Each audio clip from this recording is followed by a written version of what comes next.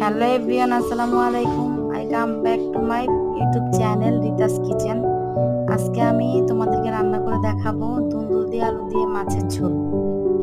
প্রথমে কড়াইতে পেঁয়াজটা দিলাম। পেঁয়াজটা একটু ভাজা হলে লবণ দিয়ে দিব।